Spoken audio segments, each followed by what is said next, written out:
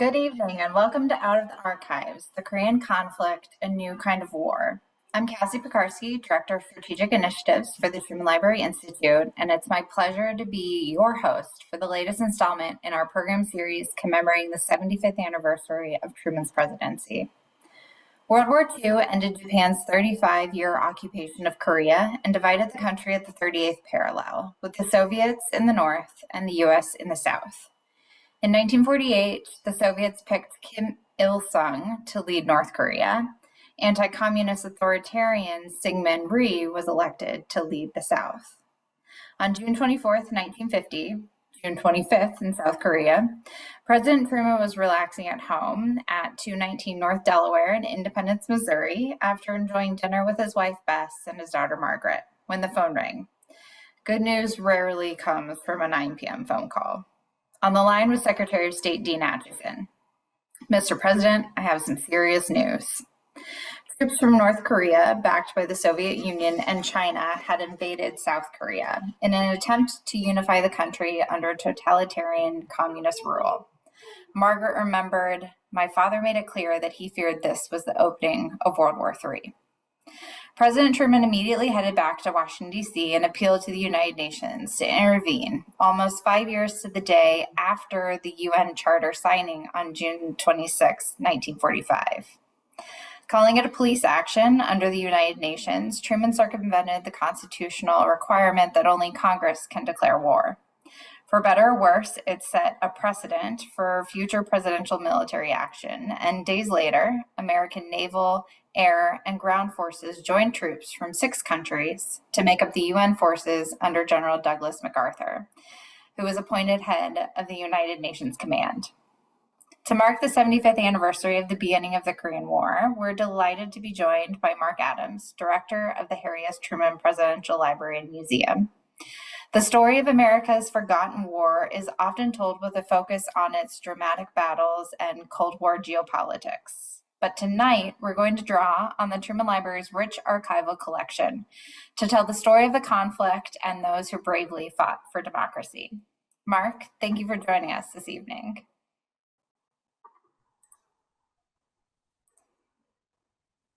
Thank you, Cassie. There we go. That's the right button and it all works, right? Thank you, Cassie, and thank you to the Truman Library Institute for the invitation to speak tonight on the anniversary of the beginning of the Korean War. You can go to the next slide, Cassie, please.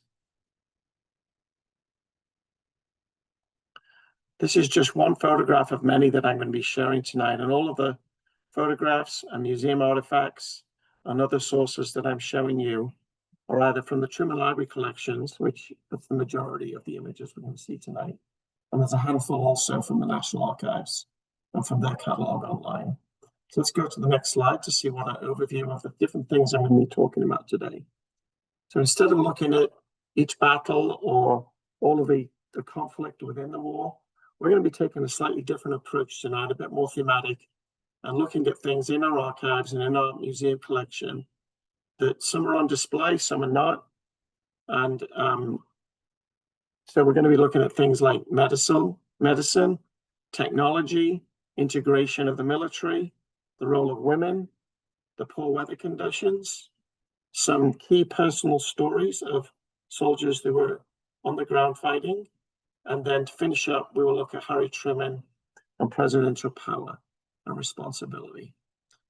And so if we can go to the next slide, please. So we're going to start out with medicine, because I think anybody of my generation, or I would think when you talk about the Korean War, most people's connection is actually to the TV show and movie MASH. And when I came across this particular historic photograph in our collection, it kind of reminded me of those scenes from MASH with Hawkeye and BJ doing surgery and things like that. So in this case, you can see on the slide the names of the individuals, Lieutenant Junior Grade E. Peterson and Lieutenant Junior Grade R.W. Mahar. And so that just kind of was reminiscent to me. And as I go through our archives, I came across lots of photographs like this, but they help us tell the story of the conflict on a more smaller level of the individual people involved. And you can see the one gentleman there, the one surgeon, is actually holding a a bullet that he retrieved from a young Marine's brain. This is in early part of the war in September of 1950, after the conflict started in late June, as we've said. Let's go to the next slide, please. I also want to highlight during my presentation tonight some of the things that are on display in our museum currently. So when we finished our renovation in 2021, we have quite an extensive display in the museum about the Korean War. So I just chose 3 of those items to talk to you about, and they're all, in this case, all medical related. The one on the left is a surgical lamp, and you might see the box at the bottom of that photograph. It's a little unusual because this is portable and it packs into the box, so the lamp actually folds down, and so for easier transport. We're going to be talking quite a lot about that tonight in terms of transportation, having those MASH units at the front lines, and then being able to mop and move very quickly. The second item in the center is a triage mat that was used so that helicopters could see the injured soldiers on the ground. They would lay out these triage mats with that orange reflected color to make it easier to see for any rescue operation that was going on. And on the right is very simple. It's just a stretcher that they would use, and these were invaluable throughout the conflict because of so many injuries on the front. All 3 of these items are actually on display in our museum currently. So if you have the opportunity to come and see those, I'd really encourage you to do so. Let's go on to the next slide. So I found a number of photographs both at the Truman Library's website and the National Archives Catalog website relating to medicine. And this is a really interesting one. If you look at some of the details here, you can actually see the stretchers on the ground and the soldiers being treated. And you can even see this plastic container of liquid. We can only guess what that might be. It might be a blood transfusion. It might be just saline drip, all kinds of things it could be. It could be plasma. All of those things happened during the Korean War. We're going to talk a little bit more about that advancement in medical technology in a few minutes. But this is a pretty fascinating image, as you can see. They're treating people right at the front. And that would be usually the case. They would try to get emergency treatment, and then they'd either be taken in at the beginning of the war anyway, on a jeep or ambulance to the local MASH unit, and eventually maybe even a hospital ship out in the sea, or if really needed, to Japan, to hospitals there. But for the most part, they tried to do what they could at the front line before being evacuated further from the front. Let's go to the next slide, please. So this is one of those photos that really reminded me of MASH, and I'm going to try not to hop on that too much, but this is inside one of those MASH units, and you see the surgeons are taking the time to do an operation there. We have the commander, Vigilio, who's with the US Navy, performing at that time. Now, I will say on the doctors, there were not enough doctors in the forces at the beginning of the war, and they actually implemented a doctor's draft in August of 1950, and then they started arriving in January of 1951. So much so that by 1952, 90% of the doctors were actually drafted into service. In this particular surgery, we talked some about the plastic bags. They replaced glass that was used more in World War II and at the very, very beginnings of the Korean War. They started to use plastic, and that is how we transport blood today. So that's certainly a legacy of that. When they used the glass, there was problems with infection, and of course, they're far more difficult to transport, and they broke rather easily. And so this using plastic bags for blood was kind of groundbreaking and spread across the world after the Korean War was over. Let's go to the next slide, please. So this is just an example of them using the stretchers. Sometimes this is Koreans actually, South Koreans actually carrying a soldier, a United Nations soldier. And sometimes, as you can see, they had hilly terrain to traverse. Sometimes they would use jeeps and so forth. And then ultimately, the most efficient way to transport injured soldiers was helicopters, which we'll talk to in a few minutes. Let's go to the next slide.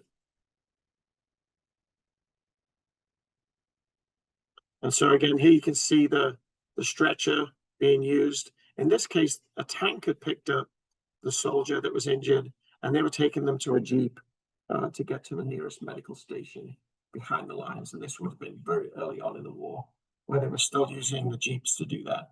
As I mentioned, they're going to be replaced for the most part. Let's go ahead and go to the next one, please. And so this is just an example of a helicopter bringing in. This was from the Thai ship, the HMTS Persei, which actually ran aground due to winter weather, which we're going to see some more photographs when we get to the weather later on. But really, the use of helicopters was kind of a trial at first, and then they kind of extended that so that it became, the way to go, the way forward in the future, because they were so efficient and they could get to places that maybe armored vehicles and tanks and so forth could not get to, as you saw when we looked at that terrain earlier. And there's an incident. I'm going to just shuffle through my notes, so excuse me, so I can tell you about this incident more clearly on this. So it was there was a request to rescue somebody from a 3,000-foot mountain that had been seriously injured. So it was very difficult to get them there. And they did kind of an emergency request to be rescued by helicopter. That mission was successful and the soldier's life was saved. And after that time, that was the very first one in August 1950. Over the course of the war, these helicopter medevacs transported more than 20,000 casualties. In fact, I should call out one pilot, Joseph Bowen, set a record of more than 800 medical evacuations during a 10-month period. So just some astonishing figures there of the use of helicopters. And we're going to go into a little bit more, so some more photographs of that here in a minute. So you can go to the next slide, please. And so here you can see another helicopter where they were used to rushing soldiers from the front, either to the local MASH units or maybe to a hospital ship, like we saw on the last slide. They also were involved in not just rescuing soldiers, but they would also transport troops to the front, supplies to the front, things like that. And you can see that's a great photo. That's one of my favorites there. You can see the helicopter quite up close. So that was not the intent at the beginning of the war, but they really started to use them very frequently. Go to the next slide. This one I really, really love. I put the two photos together. They had these, what they called outboard litters, and you can see them on the right, on the plane, on the helicopter on the bottom. You can see it on the right. On the photograph on the top left, you can see the patient receiving treatment there before they've even taken off. And then they have an enclosure that covers them up, and they would fly the soldiers out, and they're protected from the elements as they get them to the nearest unit to help them. So I thought that was fascinating that they adapted the helicopters with these litters on the side to carry wounded soldiers. Go to the next, and you can see the administering the liquid there too. And then if you go to the next slide. So this one I'm using my backdrop today. I think this was the one that's most reminiscent of MASH when you look at it. But they also, in addition to search and rescue missions, there was a number of other uses by the helicopters. They were used to spot the enemy troops. They were going kind of doing reconnaissance missions. They actually spotted mines in the water because mines were used quite frequently. They would obviously try and get the soldiers that were downed back as quickly as they could. In April 1951, for example, 77 Marines were rescued from the front line. And it usually took about 30 minutes from rescue, or if they're going to a hospital ship, it would take about 30 minutes, which was dramatically better than in World War II. And then sometimes, as I mentioned, the jeeps couldn't get, and you can see a jeep in the background here, couldn't get to the mountainous terrain as well. And then they actually were used for transporting troops to difficult areas. And so on the 11th of November, 1951, 12 helicopters made 262 flights to transport an entire battalion to the front line. So they weren't just used for medicine. that they used in the war effort. Okay, enough about helicopters for now, maybe. They're one of my favorites that I found researching. It's just fascinating the way they're used so extensively. Let's go on to the next slide. We'll talk about technology. And so there's a number of technological advances during the Korean War. I'm just going to mention a few. Here you can see a pontoon bridge that was airlifted in, and you can see the jeeps crossing, and you see the pontoons. Unfortunately, a lot of the conflict, the United Nations troops were destroying bridges. And so then when they needed a bridge, they needed to create their own, so to speak. And you can see the jeeps there and the other vehicles on the bridge as they, and these, of course, they could then transport to other places as needed. Let's go to the next slide, please. This is an example on the left of an artifact that's in our museum on display. It's a walkie-talkie. And then you see a soldier there too. Communication, of course, was absolutely vital during the Korean War, communicating between the troops and so forth. And they needed to also keep that mobile as well. But they have the walkie-talkies, they had radio systems set up, but of course the front line is moving quite rapidly. So they needed a way to continue to keep in touch with one another as the war progressed. Let's go ahead and go to the next slide. This is one we opened with at the beginning. So another advancement in technology was the use of these jets and much more use of aircraft carriers. And so here you see the USS Princeton, and then you see F-9 Panther planes flying above, and this is from May of 1951. Very dramatic, but it really shows you a different face of the war. There was really no sea-to-sea battles, so the aircraft carriers were crucial in giving the planes somewhere to take off from and refuel and so forth. And then obviously, as we've seen, hospital ships as well. And if you go on to the next slide, and this is just a close-up, this is a very dramatic photo of that Panther getting ready to take off from the aircraft carrier. And if you just want to go on to the next one, please. So I mentioned that they need to be mobile in their communications. This is actually a vehicle on the left with its back doors open. And then you see the communications material on the right that would be inside the unit. So they had mobile communication so they could keep up radio and telegram and so forth throughout the troops, but also back to Washington, D.C. as well. So this was a crucial element of the technological advances in the Korean War because they were so mobile, they could drive where they needed to go to use that equipment. And then we're going to switch tracks now to look at Executive Order 9981, and which I'm sure many of you are familiar with, that Truman had signed in 1948 in July. And that, of course, called for the integration of the troops. Really is the Korean War that accelerates that. So we're going to look at some of the photographs now, if we can go forward. And here we see a machine gun crew of African-American soldiers in the Korean War from 1950. It did take some time during the Korean War. The Korean War is kind of credited for accelerating that. And as we'll see from a slide later on, it really is accelerated after Harry Truman fires Douglas MacArthur and Matthew Ridgway comes in. Well, we'll look at another image of that a little bit later on. Let's go ahead and go to the next slide. So here we see 5 unidentified African Americans at work. And we're going to talk about the weather later, but I want you to remember this snow. The snow was a real hindrance in the winter in Korea. And here we see some of those soldiers working together. And if we go on to the next one. This one I've always liked. I came across this photo a number of years ago, and I tend to use it in a lot of my presentations about the Korean War. This is a flag that was created in commemoration of, as it says on the flag, black and white Yanks in Korea. And I just think that's fascinating. And it's got the greatest fighting combination of the 20th century, and then the 2 soldiers back to back. Let's go ahead and go to the next one, please. And then this is just a great photo. You can see the Appling George Williams there with a Korean child. Just a beautiful image, and shows, you know, how the Koreans were treated by the United Nations soldiers, and in this case, chaplain. Let's go ahead and go to the next one, please.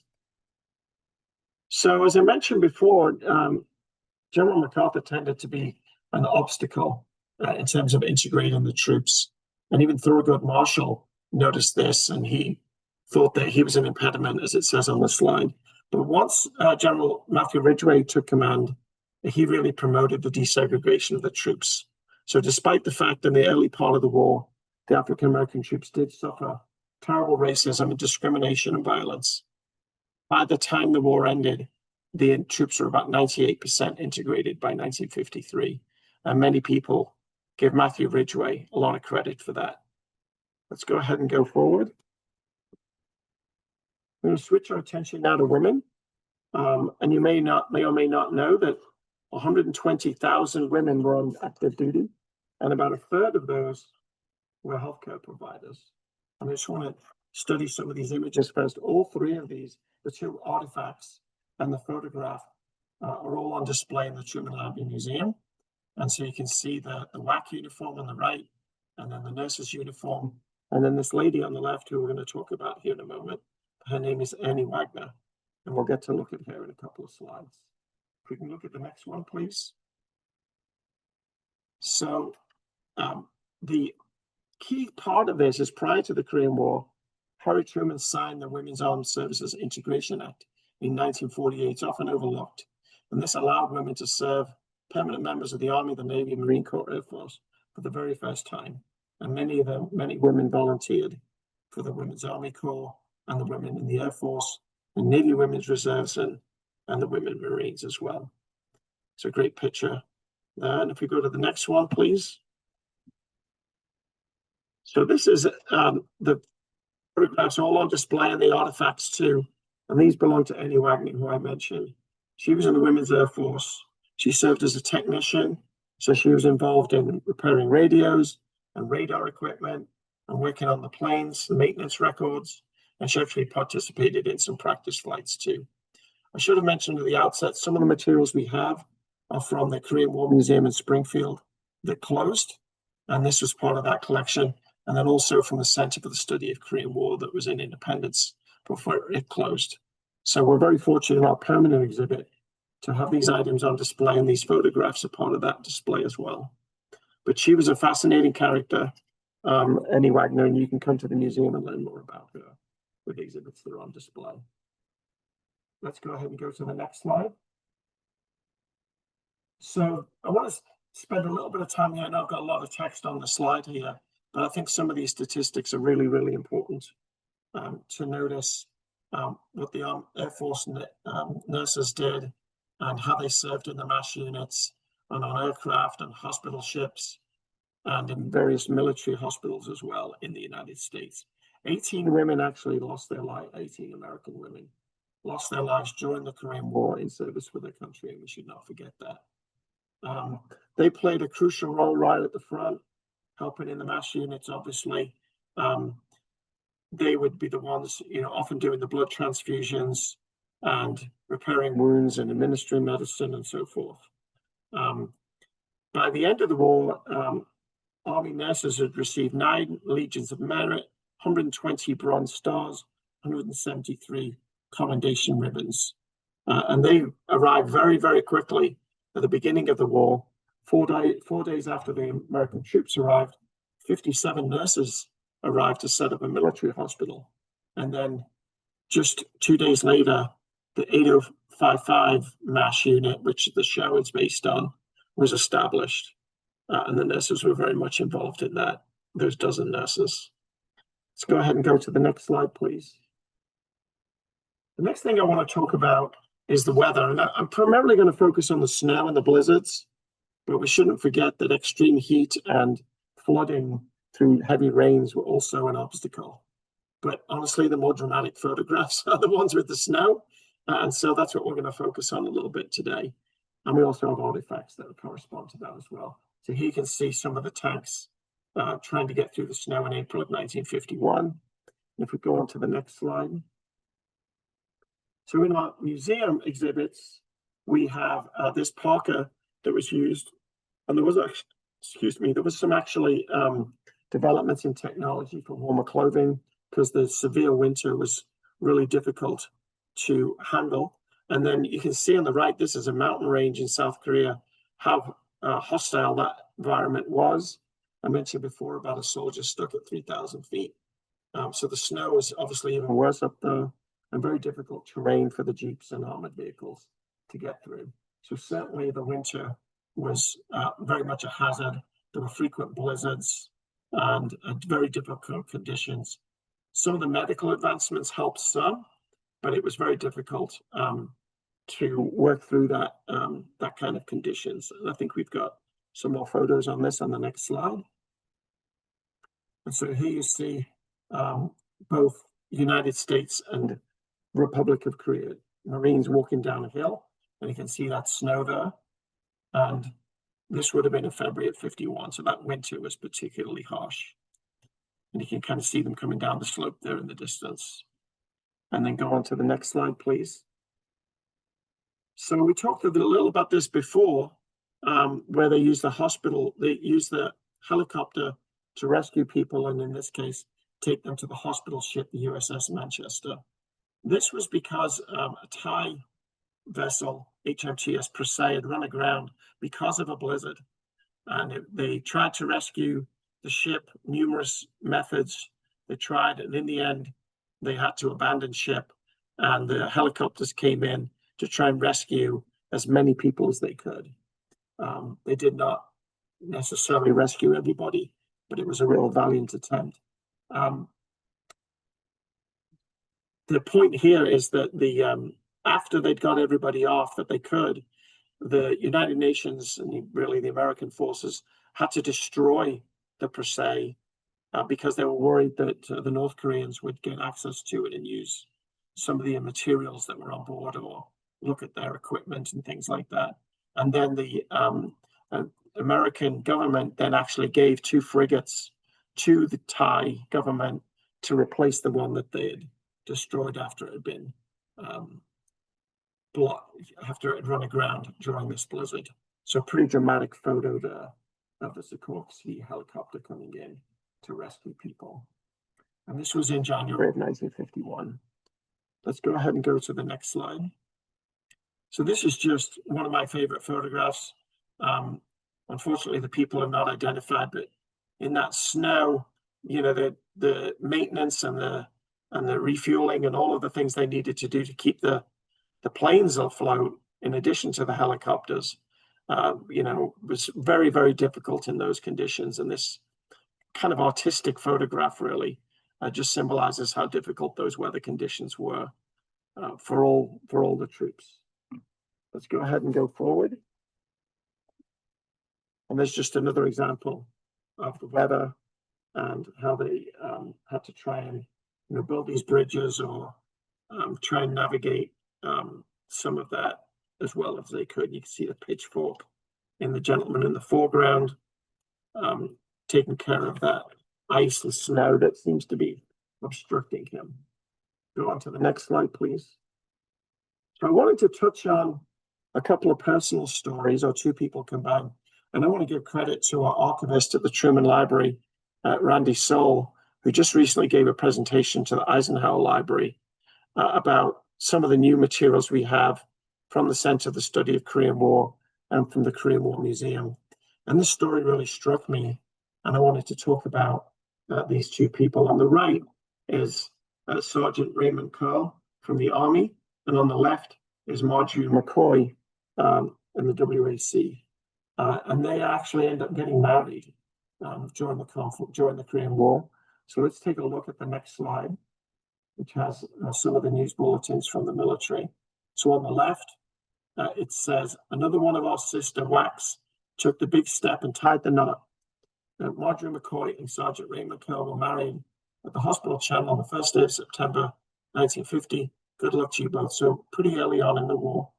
This is pretty unusual to have a married couple both serving. And on the right, more from the sergeant's point of view, have you noticed that jaunty air and happy look of Sergeant Raymond Curl lately? Yes, fellows, he took that fatal step Friday, 1st of September, when he and Marjorie McCoy of the WAC detachment were united in marriage at the hospital church with Chaplain Hart officiating. Best wishes to our new Mr. and Mrs. team.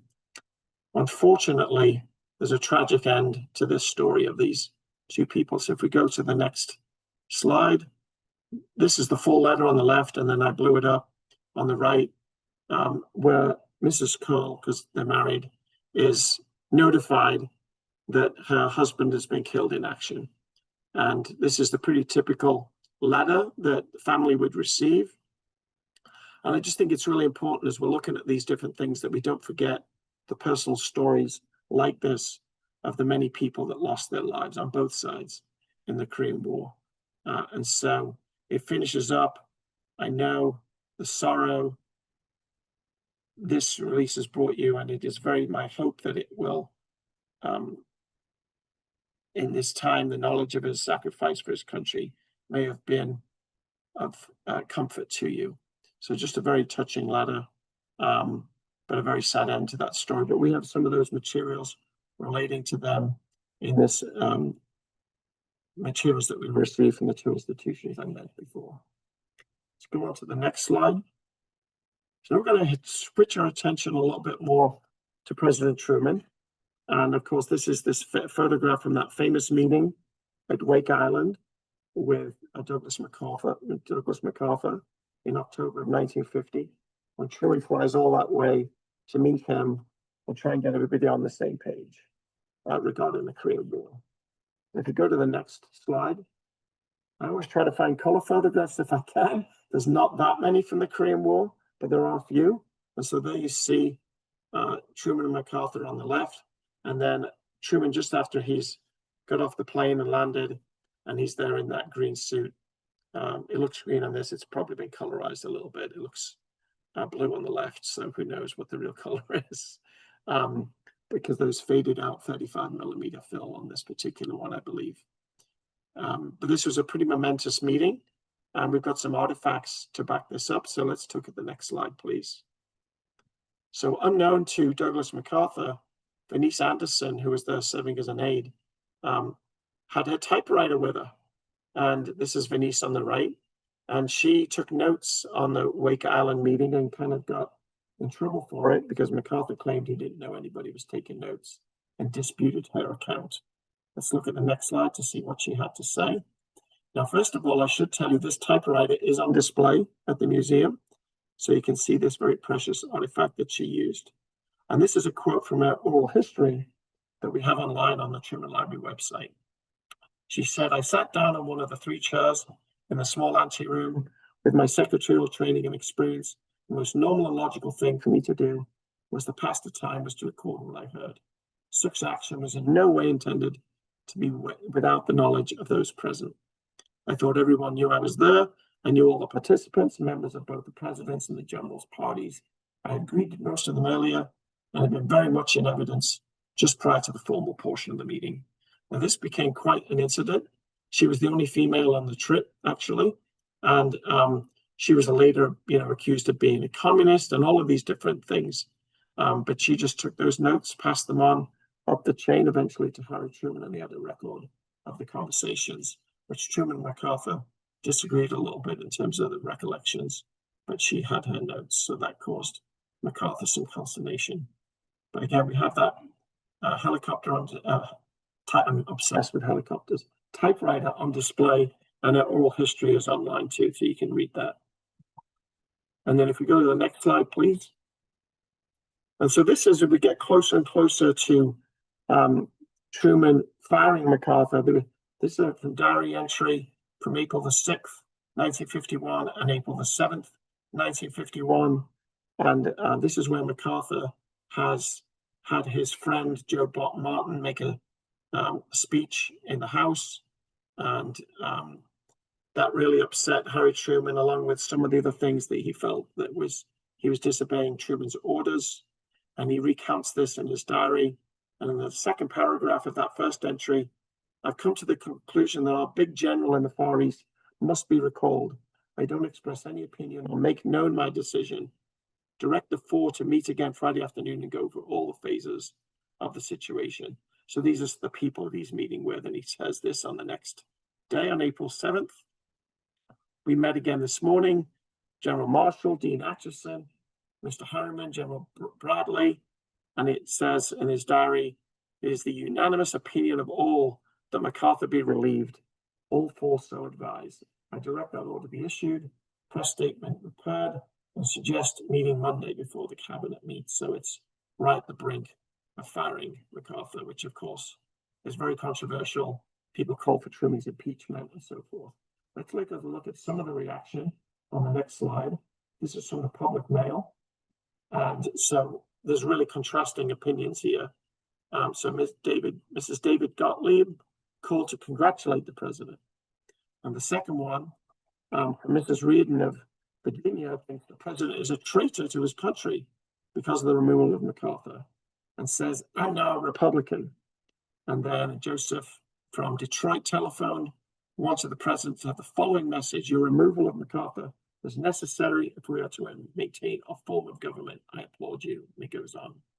And so you can see the others here. I don't need to read all of them, but you can see the different reactions from different people. And this last one, I did want to not forget, Edward Richards, a veteran of World War II, called after MacArthur's speech to say that in his opinion, Mr. Truman and Mr. Atchison are the biggest menace to national security that the country has ever known. So there's nothing like public mail.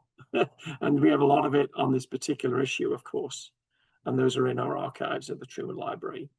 Let's go ahead and go to the next slide. This is somebody has asked a number of times when I've been spoken to the media, people ask me about my favorite artifact.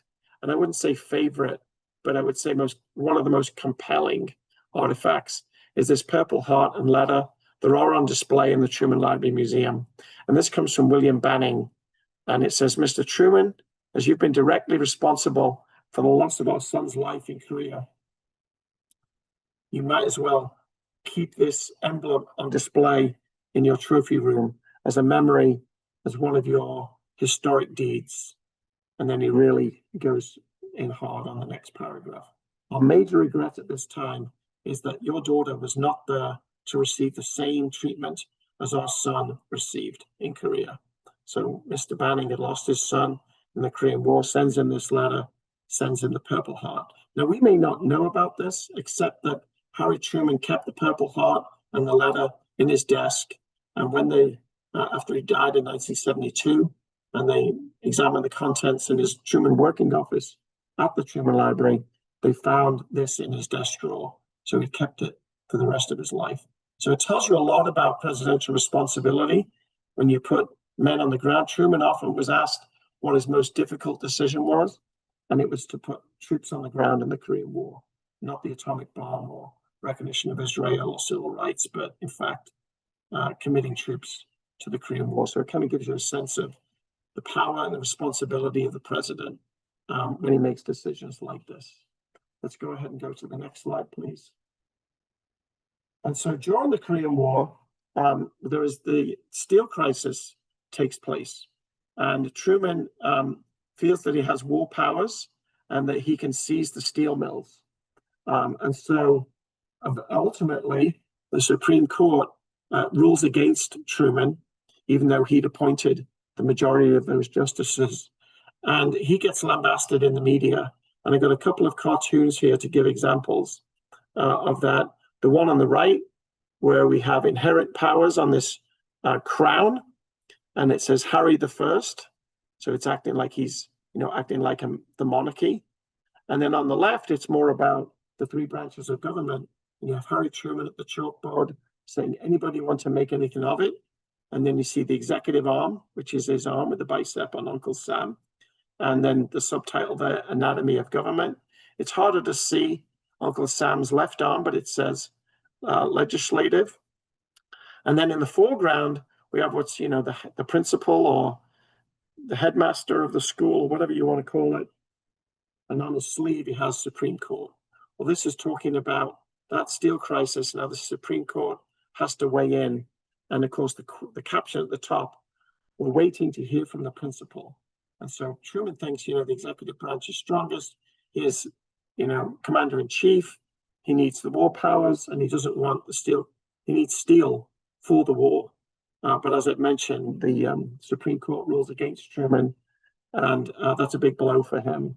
And their argument from the Supreme Court is that Truman didn't go to Congress to get the declaration of war. He went to the United Nations. And so because of that, he lost the case to the Supreme Court. So you've got two visual representations of that issue from our collection. Let's go to the next slide, please. And then the last one is just what Truman reported to the media and the people on a number of occasions. I thought this one was particularly strong to look at Truman's perspective, because it is the first time the United Nations has come together to fight as a force. So he acknowledges that in the first paragraph, the first time in all history, men of many nations are fighting under a single banner. And then the second paragraph, if the rule of law is not upheld, we can look forward only to the horror of another war and ultimate chaos. For our part, we do not intend to let that happen. And then he says, 2 months ago, communist imperialism turned from the familiar tactics of infiltration and subversion to a brutal attack on the small Republic of Korea. When that happened, the free and peace-loving nations of the world faced two possible courses. One was to limit ourselves to domestic protests while they went ahead and swallowed up the victim. And he compares that to the 1930s and appeasement. And he said the other course in the last paragraph is the one which the free world chose. The United Nations made its historic decision to meet military aggression with armed force. The effects of that decision will be felt far beyond Korea. The firm action taken by the United Nations is our best hope of achieving world peace. And then we've got one more slide, I believe, for my presentation anyway. So a lot of these materials I've mentioned are on our website or in our museum. So you can go to our website at trumanlibrary.gov, where you can discover the photographs, the documents, oral histories, videos, and so on related to the Korean War. While you're at the website, you can learn about different programs that we have coming up over the course of the year. And you can learn about the exhibits that we have on display in the Truman Library at the moment. So I'm going to do a shameless plug for our new temporary exhibit on Kansas City jazz. And featured in that exhibit is a photograph of Harry Truman with Duke Ellington. And then there is my email address if you have questions later. But I think at that point now we're going to turn to Q&A, and I think Cassie has the questions lined up for us. But thank you. If you have a question for Mark, please add it to the Q&A feature at the bottom of your screen. If you see a question that you would like to have answered, you can like it to move it to the top of the list. And we will start out with, Jeff asks, was the executive order to integrate codified into law to sustain the order to permanency? It was just an executive order. There was no legislative action happened. It was just the executive order. Hank wants to know what percentage of overall troops were provided by United Nations countries? I don't have that at my fingertips right now, but I know I think we could talk about that in the museum exhibit, but I'm not sure we reflect a particular percentage. So we can find that out. You'll have to visit the museum to find out. Maybe, but we'll try and find that out too. That is all we have for the moment. We'll wait just a little bit to see if anyone has any other questions. Okay. Logan would like to know, here they come. How many helicopters were used in the Korean War by the Air Force or Navy? I believe I believe it was up to 680 approximately, and that's kind of a close estimate.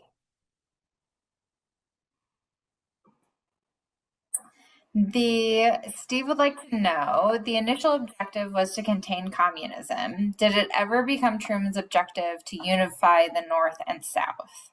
Yeah, I think it did. I mean, in the middle of that, there's probably one of the most controversial decisions. Robert Farrell talks about this in his book about the Truman biography. One of the fateful mistakes that he felt, in his opinion, that Truman made is once they crossed the 38th parallel, they should have stopped and not gone on. And they did go forward into North Korea. And I think the aim there was to unify Korea. But then, of course, that was set back by the Chinese invasion, involving themselves in the conflict. So I think Truman has received criticism for going further north than the 38th parallel. But I think the goals changed a little bit from suppressing the North Korean invasion and stopping the 38th parallel, or to unite the whole country. And it looked, with that decision, looked like he had done that. And that seemed to be a mistake because that brought the Chinese into the conflict. It's a really good question. Katie would like to know, how does the world now deal with MacArthur? Yeah, I think it's interesting because he came home and he was very, very popular and did his ticker tape parade and made his speeches and things like that. But he seems to have faded.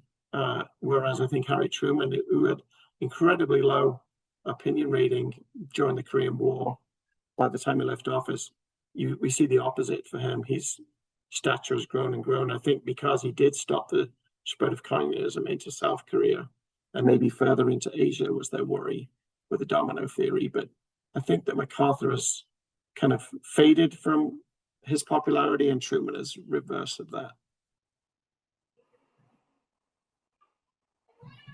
We have someone who would like to know where the Purple Heart is in the museum. So it's in the Korean War section of the exhibit, and it's in its own case. Just the letter and the Purple Heart are kind of in the center of the room, in kind of a semicircular gallery with Korean War uniforms surrounding it in the background. So it's pretty straightforward to find. Once you visit the museum, if you need help, our team at the front, our visitor services staff will be glad to show you. Or if I'm around, I'll show you. And does the library have notes from the Wake Island Conference? Yes, we do. Yeah, we have Anise Anderson's notes as part of her collection.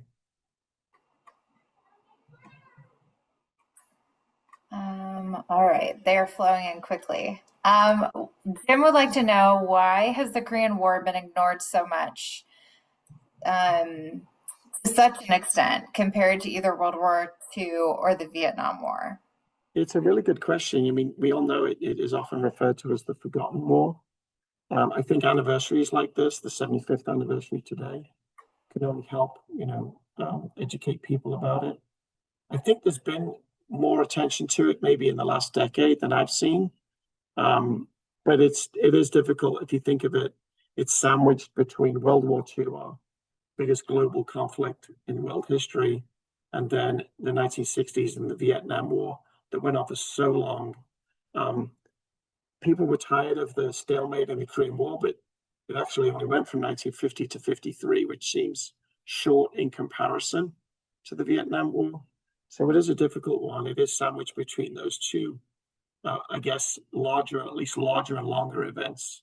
But I do see some attention coming back as we commemorate anniversaries like this and so forth.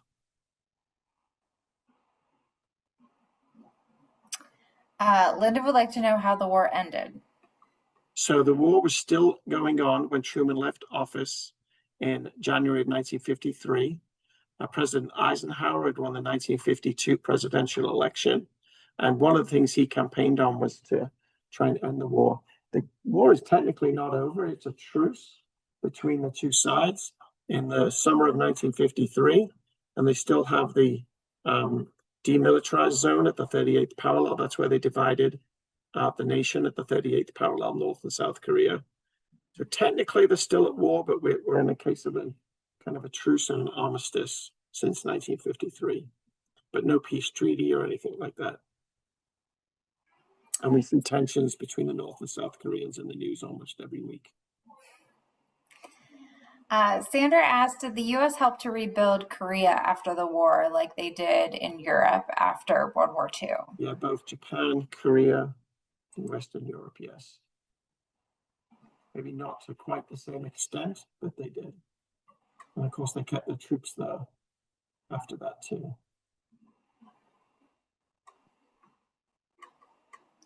Do you know if Truman ever met Syngman Rhee?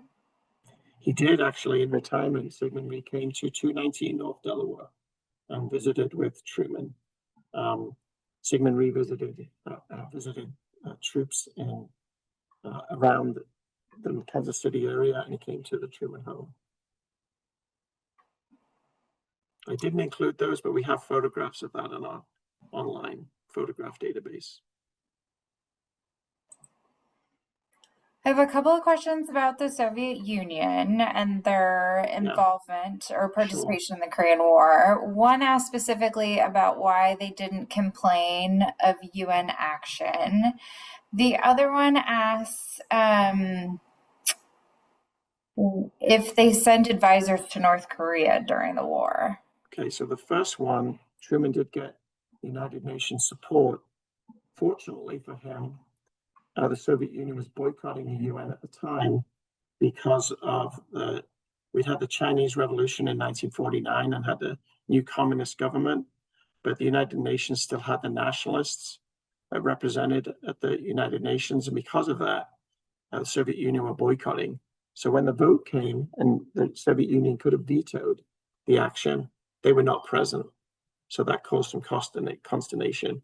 Just on that, I think initially in the war, Truman and Dean Acheson and others thought the Soviets were behind it, and that proved to be false.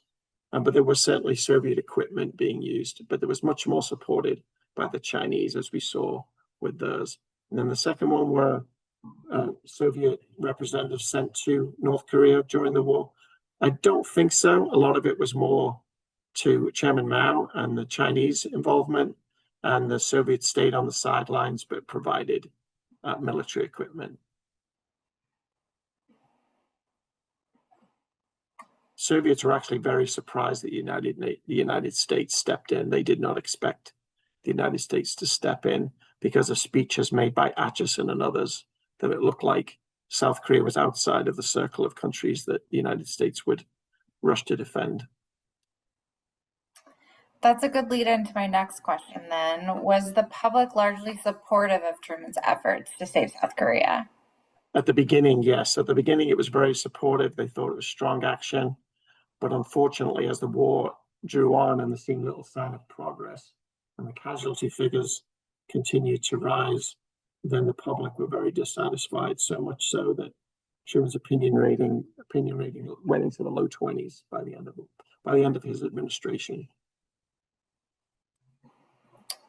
Would appealing to the UN have been easier for the public to support the war rather than a declaration of war by Congress? Can you talk about that route Truman went? Yeah, it's hard to know.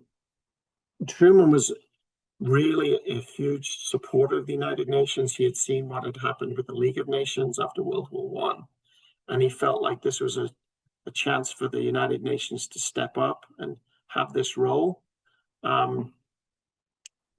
It's hard to know whether he would have gotten support from Congress.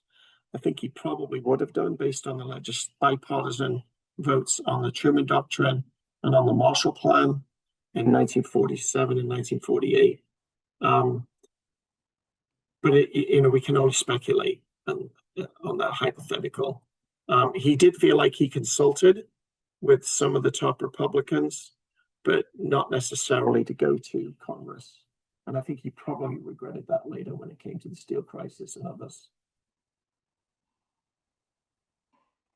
Is there an express sense of what may have resulted had UN forces stopped short of the Chinese border, say just north of the 38th parallel? Again, a little hypothetical, it's hard to know. I think one of those things that happened, though, is they were being so successful as they went north. They had momentum, enthusiasm. They thought they could finish the job. And there was a huge surprise when the Chinese came in. So it's hard to say, but I don't know, what the reaction would have been in the United States to say, well, we got to the 38th parallel, now we're going to stop. I think that would have been very confusing to try and sell to the public, possibly. But again, that's just my speculation.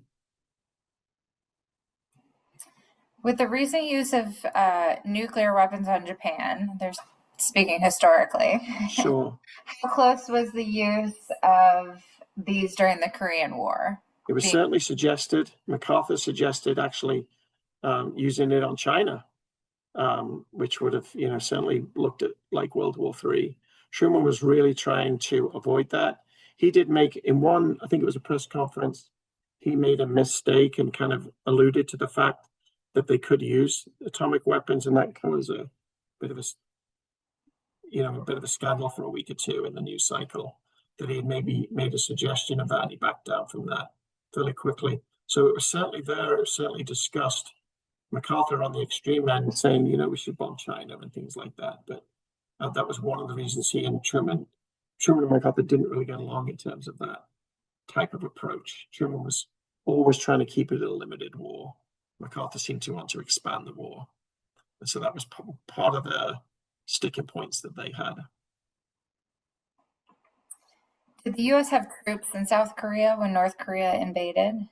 They did, but very few and ill prepared. So they had to bring troops from Japan and other places very quickly. And they were not very effective until other troops came to back them up, because they were driven all the way down to Busan, down in the south east corner. We have someone asking for some clarification about what museum you're referring to when it comes to the Truman Library and the two collections. Can you speak a little bit about the two collections we kind of inherited? One was from the Center for the Study of Korean War, which was in Independence, Missouri, and that was started by a Korean War veteran who collected personal papers of individual soldiers and so on. And so that was a more personal collection of diaries and letters and things like that. And then the other that we inherited was from the National Korean War Museum that was in Springfield, Illinois, that had to close. And then they transferred their collections to us. And those included not only letters and photos, but also three-dimensional items like Korean War uniforms and things like that. So hopefully that helps. Do you know if the producers of MASH, the TV show, ever contacted the Truman Library for technical and historical advice? Way before my time. I have no idea. A lot of it was based on the book by one of the surgeons, because it was actually a book before it was a TV series and a movie. So a lot of it was based on the book of the surgeon that was actually in the 8055.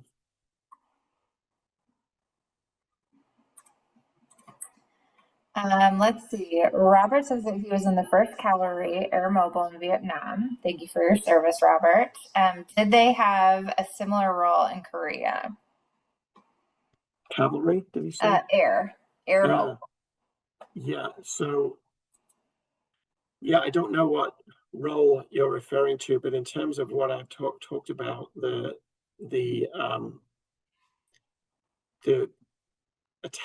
offensive actions were taken by the jets and so forth. The rescue missions were taken on by the helicopters. I don't feel like I've answered the question. I think a good one to end on is, how do South Koreans view Truman today? We've had a number of South Korean government representatives and things come and visit the Truman Library, and they really celebrate their independence, which was in 1948.